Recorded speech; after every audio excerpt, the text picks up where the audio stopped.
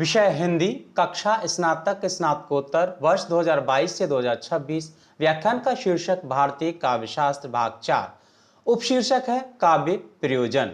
विचार बिंदु हैं यश, अर्थ, व्यावहारिक ज्ञान, कल्याण की भावना, आनंद, कांता सम्मित उपदेश, मनोरंजन। मैं राजमुनि, एसोसिएट प्रोफेसर हिंदी तथा अन्य भारतीय भाषा विभाग, महात्मा गांधी काशी विद्यापीठ, वाराणसी। प्रिय छात्रों, आज हम आपसे यहाँ चर्चा करेंगे भारतीय पाश्चात्य काव्यशास्त्र के अंतर्गत काव्य प्रयोजन की। काव्य प्रयोजन एवं काव्य हेतु दोनों में अंतर जानना बहुत जरूरी हो जाता है। काव्य के सृजन का कारण चाहे जो हो, लेकिन प्रयोजन लगभग एक जैसे होते हैं। अर्थात काव्य हेतु का अर्थ हुआ काव्य की प्रेरक शक्ति, यानी जहां से काव्य सृजन की प्रेरणा मिलती है। काव्य प्रयोजन का अर्थ हुआ काव्य सृजन का उद्देश्य, यानी जिस उद्देश्य को लेकर व्यक्ति काव्य सृजन करता है। अब हम देख लेते हैं संस्कृत आचार्यों के मतों की कि संस्कृत आचार्यों ने काव्य प्रयोजन के संबंध में अपने मत किस प्रकार स्पष्ट किए हैं। मम्मट अपनी रचना काव्य प्रकाश में कहते हैं कि काव्य से यश, अर्थ, व्यावहारिक ज्ञान, कल्याण की भावना, प्रीति एवं कांता सम्मित उपदेश आदि की प्राप्ति होती है। वहीं भरत मुनि की अगर बात की जाए तो उनकी बहुत चर्चित रचना है नाट्यशास्त्र। वे नाट्यशास्त्र में कहते हैं कि धर्म, अर्थ, काम, मोक्ष, कलाओं में चमत्कार, दीन दुखी, श्रमित एवं शोक संतप्तों का मनोरंजन आदि काव्य के प्रयोजन होते हैं। कहने का भाव यह है कि संस्कृत आचार्यों ने कुल मिलाकर अगर देखा जाए तो कहा कि काव्य का सृजन करने के पीछे उसका जो उद्देश्य है वह है कि काव्य से हमको यश मिलता है, अर्थ मिलता है और व्यावहारिक ज्ञान की प्राप्ति होती है और कल्याण की भावना, यानी समाज कल्याण के उद्देश्य से भी रचनाएं की जाती हैं। जैसे निर्गुण संतों का जो समस्त काव्य है अधिकांशतः वे समाज कल्याण के उद्देश्य से ही लिखा गया है। अब हम बात करते हैं हिंदी आचार्यों के मतों की। तो हिंदी आचार्यों के मतों में कबीर की अगर बात की जाए तो वो कहते हैं कि लोक कल्याण की भावना ही कविता का प्रमुख उद्देश्य है। और तुलसीदास ने तो स्पष्ट रूप से स्वीकार किया है कि मैंने जो काव्य सृजन किया है, इस मेरे काव्य का जो प्रमुख प्रयोजन है वह है स्वांतः सुखाय, यानी अपने सुख के लिए मैंने काव्य सृजन किया है। वहीं दूसरी ओर डॉक्टर नगेंद्र और नंद दुलारे वाजपेयी दोनों का मानना यह है कि आत्माभिव्यक्ति ही काव्य का मुख्य प्रयोजन है। निर्गुण संत रविदास जी भी कहते हैं कि पराधीनता पाप है, मान रेवरे मीत, यानी जो कविता का उद्देश्य है वो मानव मुक्ति करना ही काव्य का उद्देश्य है। इस प्रकार काव्य प्रयोजनों की संख्या हम पाएंगे कि लगभग 12 मानी गई है, लेकिन मुख्य रूप से कुछ काव्य प्रयोजन इस प्रकार हैं जिनकी आपसे यहां पर हम चर्चा करेंगे विस्तार से। पहली बात करते हैं यश की, यानी कीर्ति। संसार में ऐसा कोई व्यक्ति नहीं जो अपने यश को बढ़ाना न चाहे, अपने यश का विस्तार न करना चाहे। मिल्टन कहते हैं कि यश कवि की अंतिम एवं उदात्त कामना है। मम्मट का मानना है कि यश ही काव्य का प्रथम प्रयोजन है, यानी काव्य का जो सृजन होता है वह यश कामना से किया जाता है। रुद्रट कहते हैं कि महाकवि अपने तथा अपने नायक के यश को युगों युगांतर तक जीवित रखने के लिए सरस काव्य का सृजन करता है।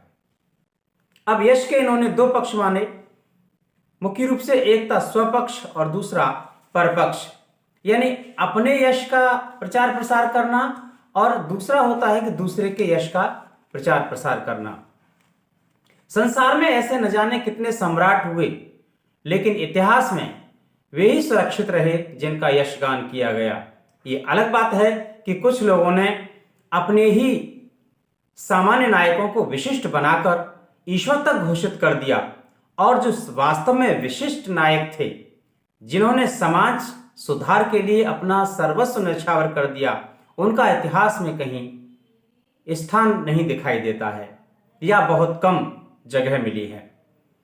बाणभट्ट, हर्ष, चंद्रवरदाई, भूषण, विल्हण, बिहारी आदि ने अपने आश्रयदाताओं के यश का अनेक प्रकार से गुणगान किया। जायसी कहते हैं कि यश की कामना से वास्तव में काव्य सृजन किया जा सकता है, लेकिन मलिक मोहम्मद जायसी ने एक बात बड़ी शानदार कही। वे कहते हैं कि यश को संसार में न कोई बेच सकता है और न संसार में उसको कोई खरीद सकता है, अर्थात वह अनमोल हीरा है। रहीमदास, विरिंद आदि ऐसे अनेक कवि हुए, इनका जो काव्य है वह भी यश की कामना से उसका सृजन किया गया। सोमनाथ भी कहते हैं कि कीर्ति, अर्थ, मनोरंजन एवं कल्याण, ये इन तीनों को प्राप्त करने के लिए ही जो कवि है वो अपने काव्य का सृजन करता है। अब हम उपरोक्त सभी मतों को ध्यान से देखें तो हम पाएंगे कि आदिकाल से लेकर वर्तमान तक यश की कामना किसी न किसी रूप में निरंतर बरकरार रही है। दूसरा है प्रमुख प्रयोजन अर्थ।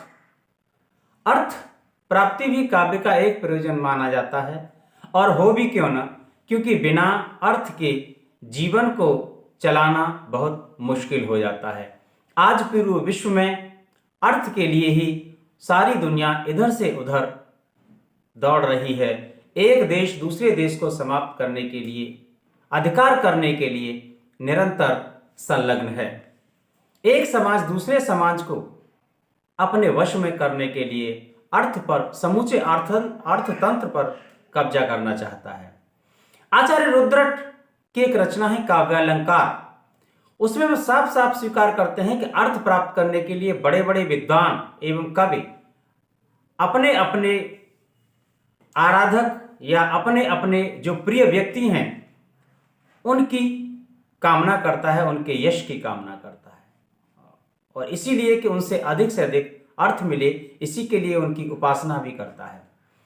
आचार्य कुलपति कहते हैं कि यश और संपत्ति दोनों ही वास्तव में जीवन के लिए अत्यधिक आवश्यक हैं।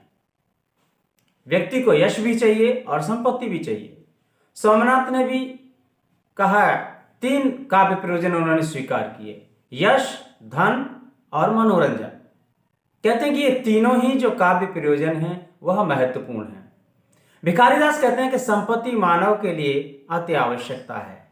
बिना संपत्ति के जीवन वास्तव में संसार में चलना बहुत कठिन हो जाता है। बाण का मानना है कि धन प्राप्त करने के लिए हर्ष के नाम से इनके विषय में कहा भी जाता है कि रत्नावली, प्रियदर्शिका और नागानंद, ये 3 रचनाओं का इन्होंने सृजन किया। इनका उद्देश्य यही था कि अधिक से अधिक धन प्राप्त हो। कलहण कहते हैं कि अर्थ प्राप्त हेतु काव्य का सृजन किया जाता है। इनके विषय में भी कहा जाता है कि कलहण ने राज तरंगिणी नामक रचना का जो सृजन किया वो वास्तव में अर्थ प्राप्ति के उद्देश्य से ही किया। और तमाम ऐसे अनेक कवि हुए जिन्होंने अर्थ प्राप्ति के लिए एक से एक अपने तत्कालीन समकालीन राजाओं, नायकों को प्रसन्न करने के लिए रचनाएं की, जिसमें उद्भट का नाम भी लिया जाता है। इनको एक एक पद पर 1-1 लाख स्वर्ण मुद्राएं प्राप्त होती थीं। वास्तव में जिस राजा के यहाँ यह रहते थे उस राजा का यशगान इस तरह से करते थे कि वह प्रसन्न होकर इनको बहुत कीमती वस्तु और धन उपहार में भेंट करते थे। बिहारी के बारे में भी यही चर्चा होती है कि राजा जयसिंह से एक एक दोहे के लिए एक एक अशर्फी लेते थे।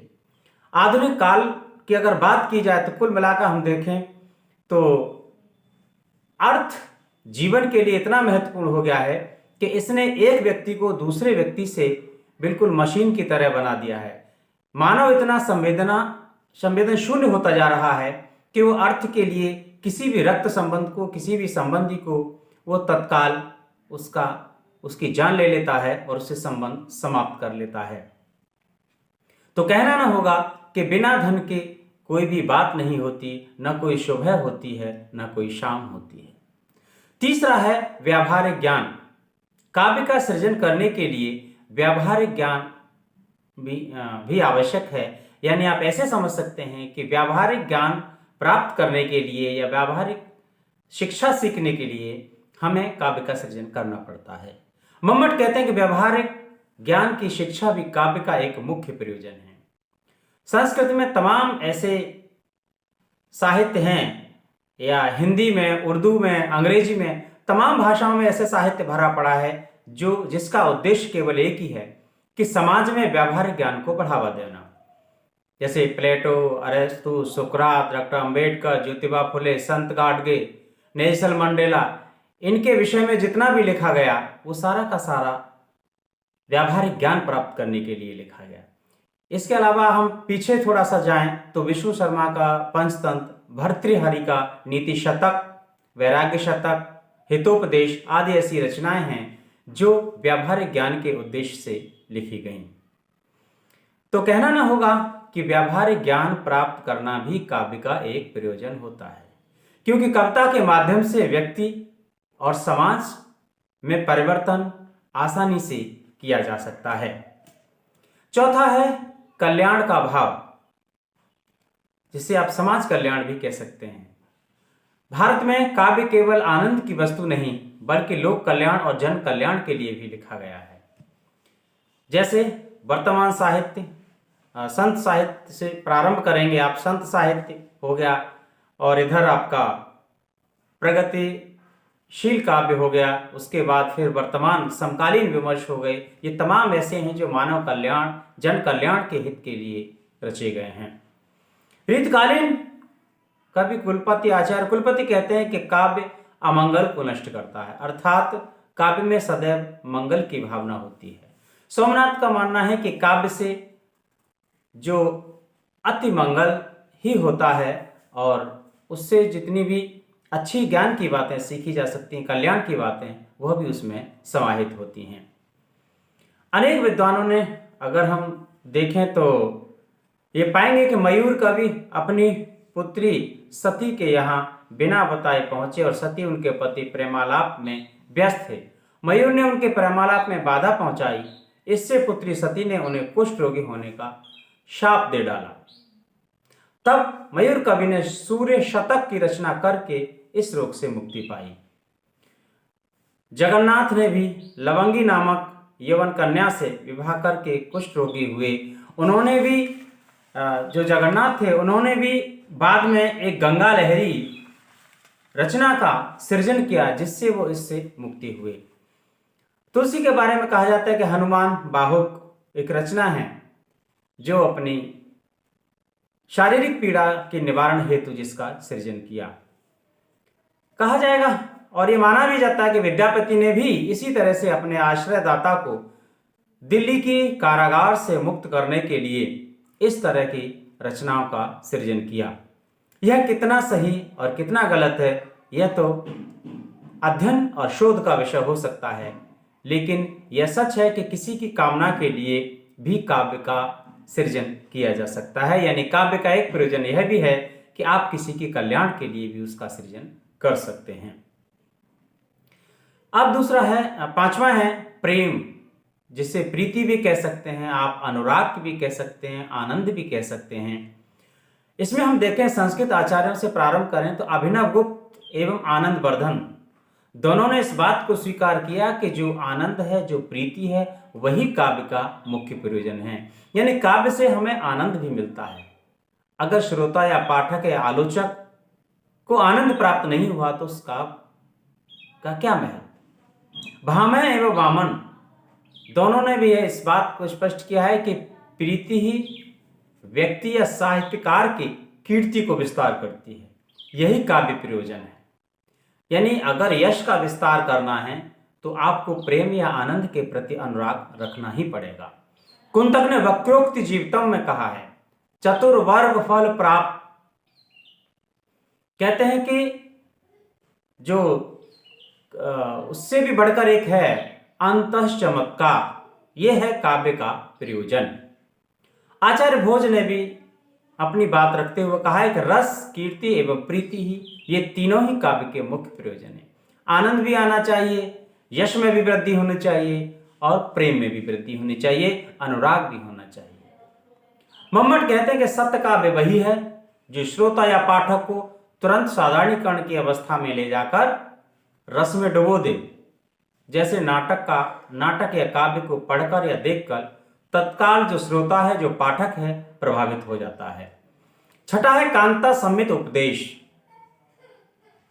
इसके विषय में आचार्यों का मानना है कि जिस प्रकार कोई बहुत परम सुंदरी अपने मधुर हाव भाव से किसी पुरुष को मुग्ध करके असत्य के रास्ते से हटाकर सत्य के रास्ते पर ले जाती है, ठीक उसी प्रकार जो मधुर काव्य होता है, उसकी जो कथा होती है, उसकी जो विषय वस्तु होती है, वह भी समाज को, पाठक को, दर्शक को, आलोचक को असत्य रास्ते से सत्य के रास्ते की ओर ले जाता है। ऐसा ही काव्य सबसे अधिक महत्वपूर्ण होता है। भरत की बात करें तो लोकोपदेश ही काव्य का मुख्य प्रयोजन स्वीकार किया है। भामा काव्यालंकार में कहते हैं कि जैसे कोई बच्चा है और उसको कड़वी दवा अगर खिलानी है तो मिठाई के साथ खिलाएंगे तो बड़ी आसानी से स्वीकार कर लेता है। इसी तरह से काव्य भी है जो मधुरमा द्वारा सत्य और असत्य के विषय में आपको ज्ञान कराता है। यानी सत्य और असत्य का अगर आपको ज्ञान कराना है तो सीधे सीधे न कह करके आपको उसको बड़ी व्यावहारिक भाषा में, बड़ी शिष्ट भाषा में पाठक और समाज के सामने प्रस्तुत करना पड़ेगा। अब हम देखते हैं हिंदी आचार्य। हिंदी आचार्यों में तुलसीदास ने कहा है कि वही काव्य कल्याणकारी होता है जो अपने उपदेश द्वारा सबको उचित मार्ग पर ले जाता है। सोमनाथ कहते हैं कि जो उपदेश लोगों के लिए कल्याणकारी होता है वही हृदय पर राज करता है। सातवां है चतुर्वर्ग की प्राप्ति। यानी भामह कहते हैं कि धर्म, अर्थ, काम, मोक्ष, ये चारों की प्राप्ति करना ही काव्य का मुख्य प्रयोजन होता है। यहाँ धर्म से अर्थ तो यहाँ पर किसी धर्म या संप्रदाय से नहीं है, बल्कि अपने कर्तव्य से। अर्थ तो पैसे से, धन से। काम की प्राप्ति यानी अपने जुनून के प्रति, उद्देश्य के प्रति, या काम वासना भी होता है। और मोक्ष का मतलब है कि मानव को सभी प्रकार से मुक्त कर देना, अपने पराई के बंधन से मुक्त कर देना। विश्वनाथ कहते हैं कि काव्य सृजन का सबसे बड़ा सुख है धर्म, अर्थ, काम, मोक्ष की प्राप्ति करना। तो कुछ आचार्य ऐसे थे जिन्होंने ये माना कि काव्य का मुख्य प्रयोजन धर्म, अर्थ, काम, मोक्ष की प्राप्ति है। आठवां है कला में निपुणता। भामह कहते हैं कि काव्य कला से ऊंची चीज होती है। जो काव्य सृजन में निपुण होगा वह कला में भी निपुण होगा, इसीलिए यह भी एक काव्य का मुख्य प्रयोजन है। नवां है मनोरंजन। वास्तव में सच बात है कि किसी भी बात को पाठक या समाज या आलोचक तक पहुंचाने के लिए आपको इस प्रकार प्रस्तुत करना है कि वो उसके दिमाग से होती हुई उसके हृदय में उतर जाए और वह उसको हंसी हंसी स्वीकार कर ले। भरत मुनि नाट्यशास्त्र में कहते हैं कि काव्य दुखी, श्रमित एवं शोक संतप्त मनुष्यों के लिए शक्तिदायी होता है, अर्थात मनोरंजन भी काव्य का एक मुख्य उद्देश्य होता है। पाश्चात्य देशों में तो मनोरंजन को ही काव्य का मुख्य प्रयोजन मान लेते हैं, लेकिन यह बात अलग है, अब समय बदल चुका है। वहां भी अब मनोरंजन के साथ साथ समाज कल्याण करना काव्य का मुख्य प्रयोजन बनता जा रहा है। अरस्तु कहते हैं कि शिक्षा और आनंद दो ही काव्य के मुख्य प्रयोजन हैं।